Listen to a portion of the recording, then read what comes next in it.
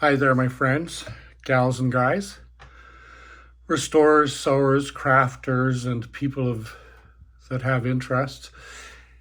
I had a delivery from Central Michigan Sewing Supplies. That's where I get a lot of my supplies because they ship to Canada.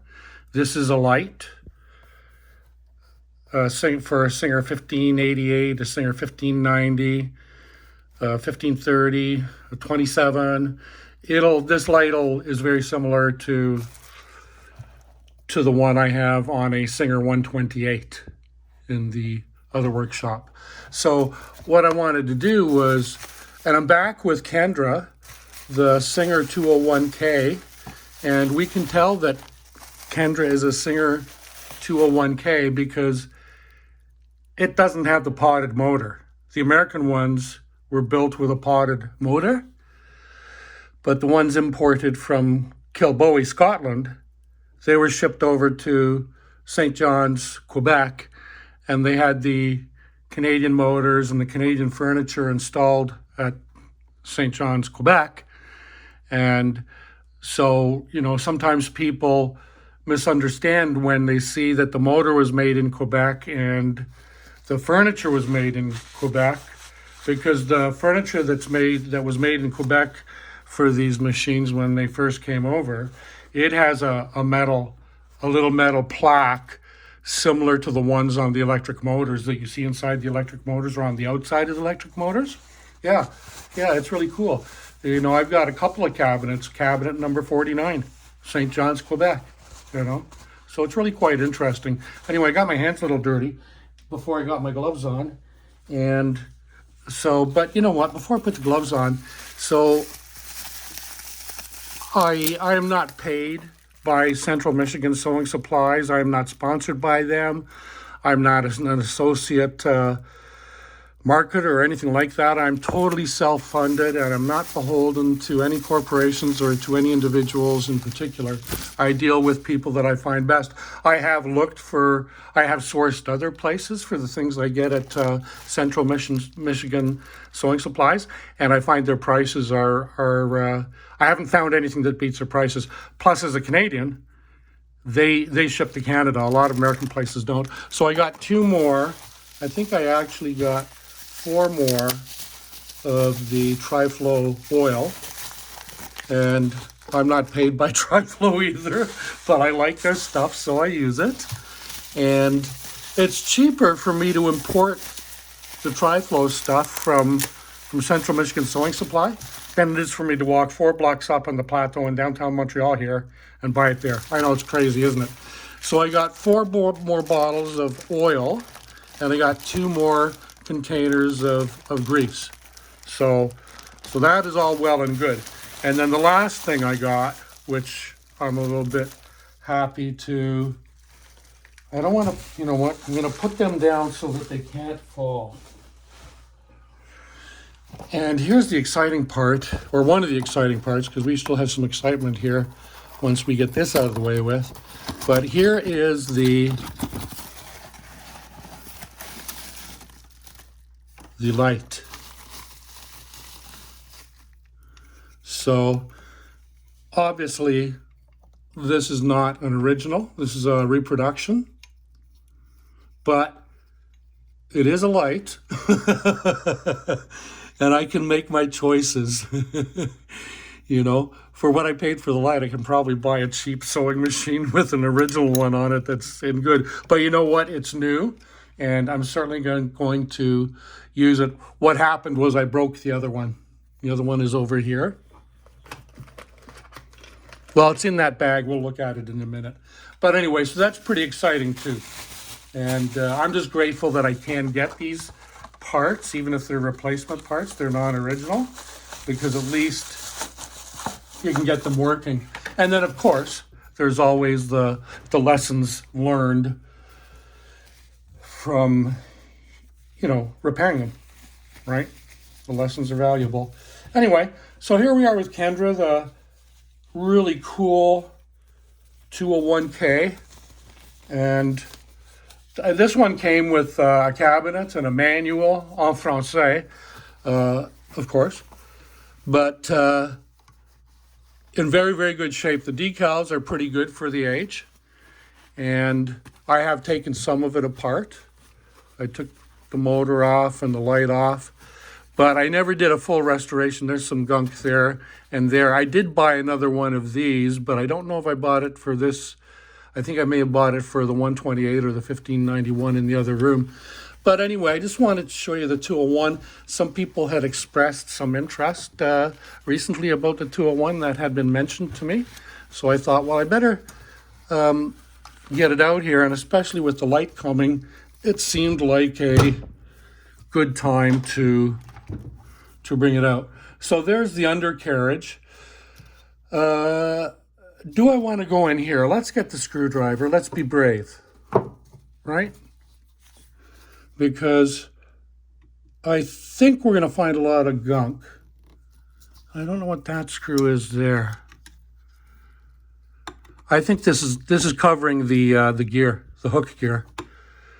So I'm just going to loosen that. And you can see the gunk peeling off as I unscrew it, peeling off the threads or the slot at the top. Is there another screw? Yes, there must be. Right there, is that the only one? Or is that one too? I think it's the only one for the cover.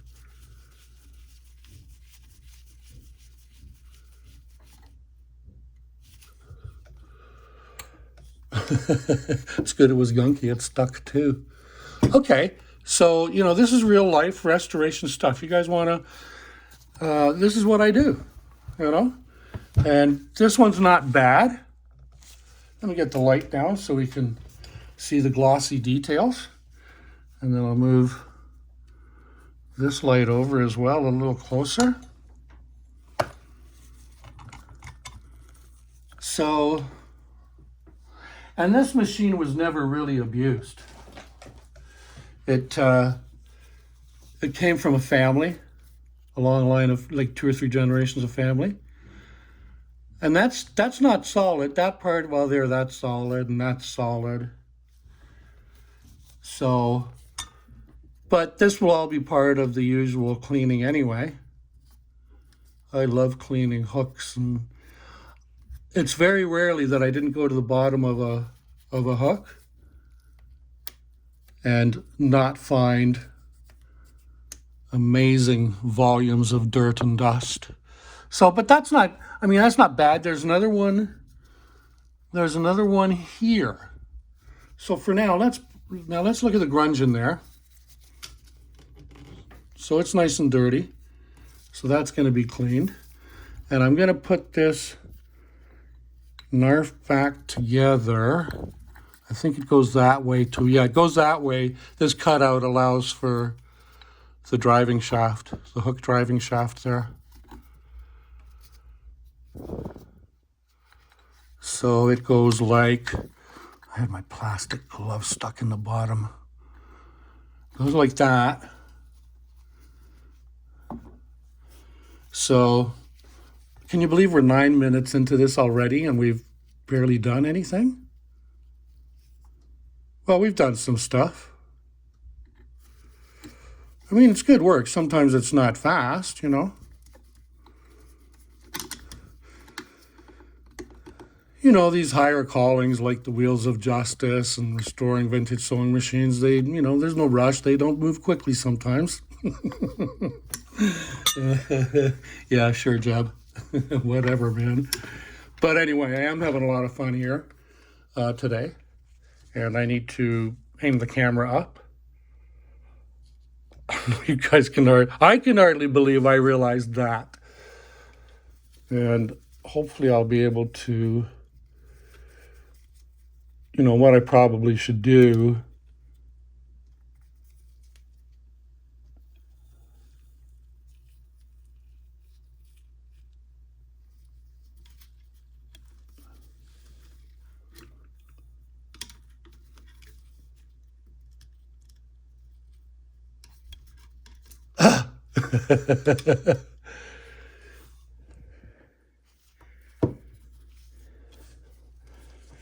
Well, let me see.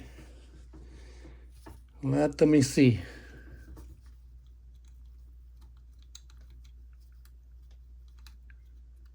I think this is going to work for us momentarily.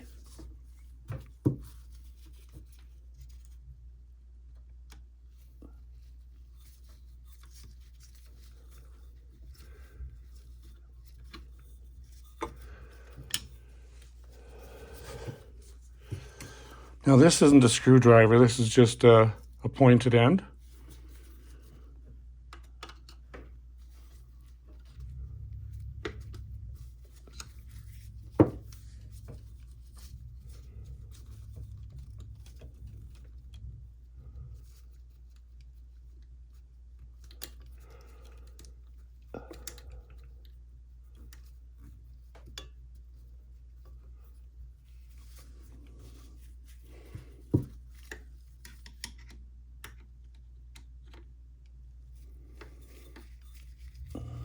There it's seated that time. So that's good. So we know what's going on there.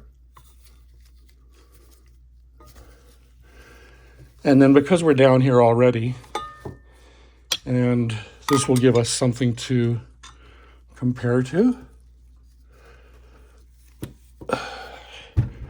we'll see how to remove this other cover.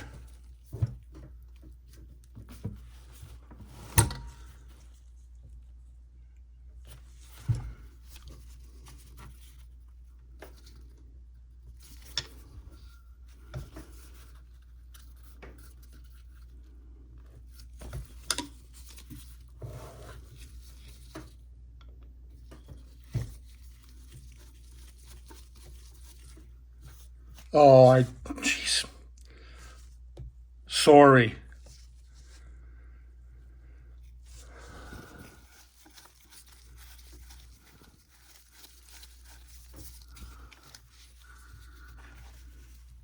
So that one's off. Put that one there. And then this one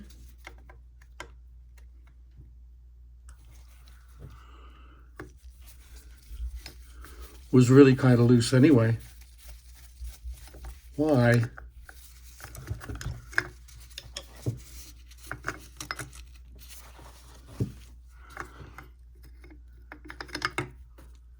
And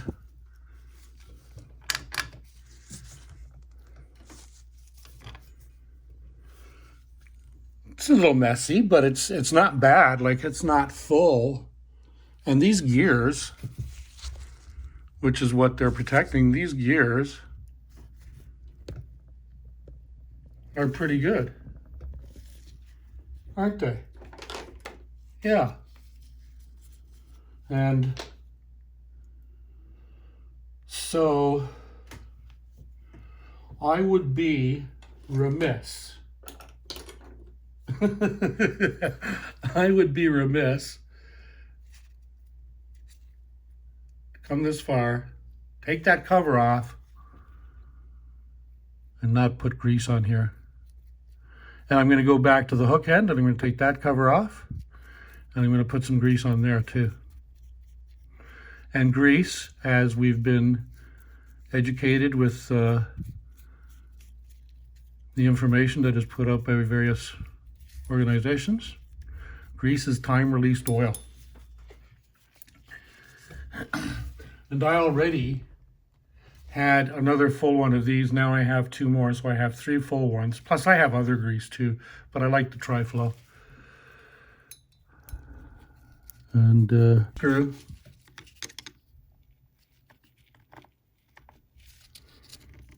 And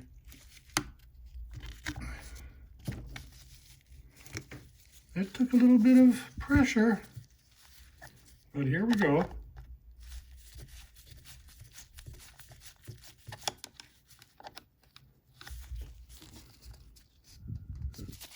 Still sticky. I still got to use a screwdriver. I can't get enough for my fingers on it.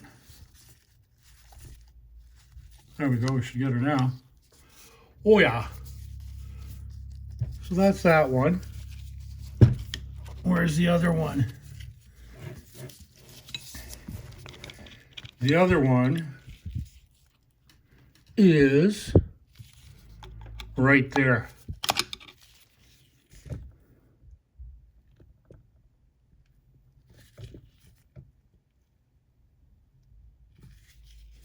And you can see the dirt there, the dust and oil and old oil and grease and stuff hanging out. How tight is this one? Oh, it's tight.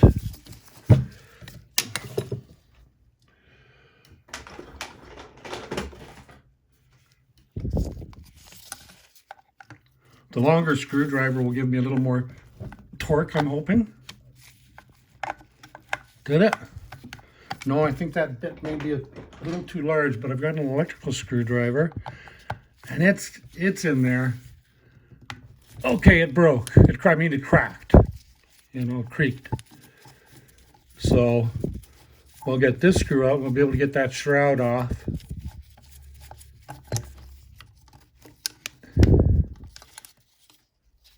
Where'd the screw go? There's one.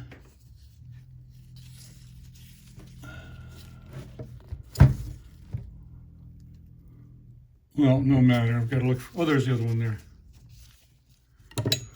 Okay, I got my grease on the paper shop towel now, so I got to put more grease on the brushki.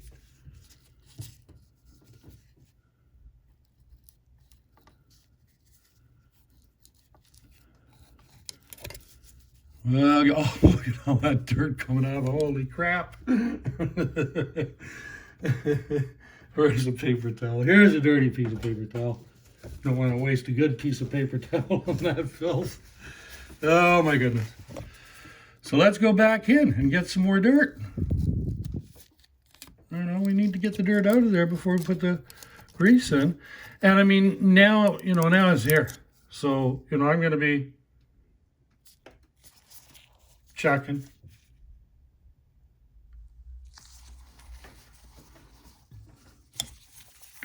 Well, let's give it a twirl. So, and here's something I'd like to point out. There's a screw there, and there's a screw there. And there's I don't think there's a flat spot on that shaft. And that's why you have these two screws that are not exactly opposite each other. But anyway, and I'm wondering if that hole is I'm going to say that these are oil ports, these holes. But there's a lot of dirt on there, so we'll just kind of push the dirt back a little with grease. And now we'll get a bunch. Every month I put in an order to get supplies from there. Obviously at Christmas time, they're really busy. The whole world is really busy at Christmas time. So my December 1st order was really a January order. And so it went in December 1st, but it didn't get delivered till January 16th. Because it has to clear Canada Customs in Chicago. And Chicago's a busy spot for mail, for U.S. Postal.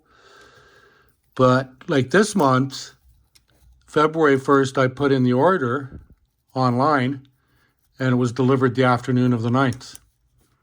And I've only been, getting parts for about 4 months. But anyway, so we've got the grease started on there.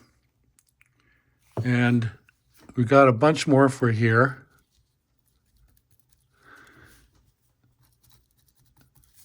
I'm going to wind it up a bit.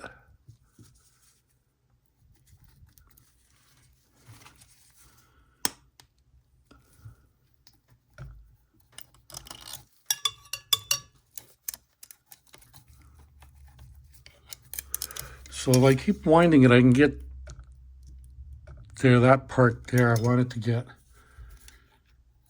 that. So, I mean, we got to make a mess to get rid of the mess. That's what it comes down to. And, like I say, if I am going to use grease like oil, like I'm doing right now, then I just use a little bit. I don't have to cake these things because they're going to be oiled. This grease is going to be degreased and washed off, you know. And if it's not degreased, it'll be washed off anyway. But I think that's all I'm going to do down here for now. So let me think if there's anything else I want to do while we've got this all set up. I've got those screws go there with that. I hope I didn't dislodge. So there's 2 screws there. There's 3 screws here. So I'm missing a screw from there. I don't see it there yet.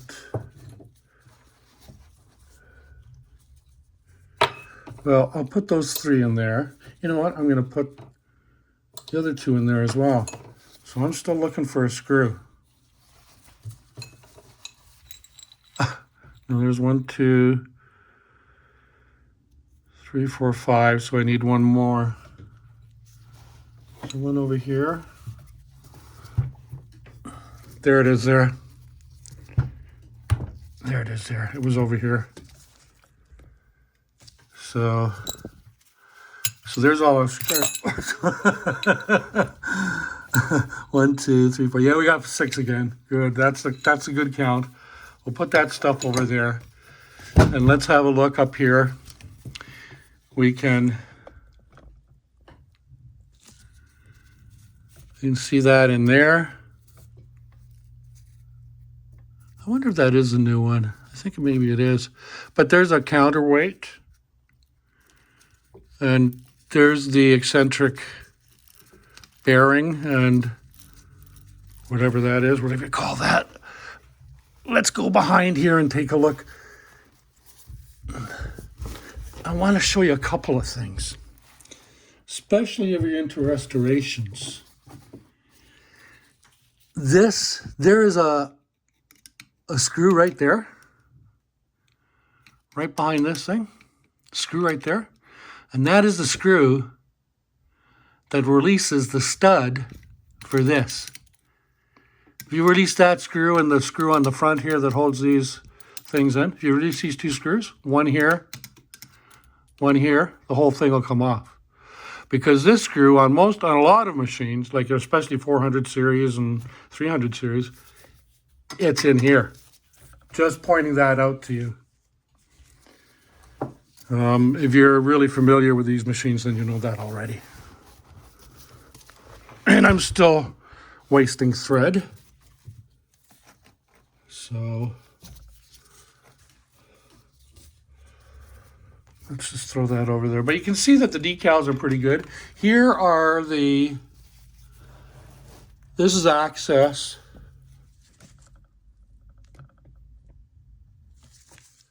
to grease the gears. You can see the gears there, one there, and it meshes with the matching beveled gear there. I know it's hard to see. There, I was able to get a glimpse there, and there. But this all has to come off. This has to be cleaned. See, I'm scratching it off, you know. That all has to be cleaned. That has to come off. You know, it's good work. I love it. I really do enjoy it. I gotta say. Where's my brush? And where's my grease? There's my grease. So I'm gonna put that down. I'm gonna turn it a little. And I'm going to try and get some more light on it all. How's this light? See, this light is on with a clip light. Sometimes it snaps off and scares the heck out of me.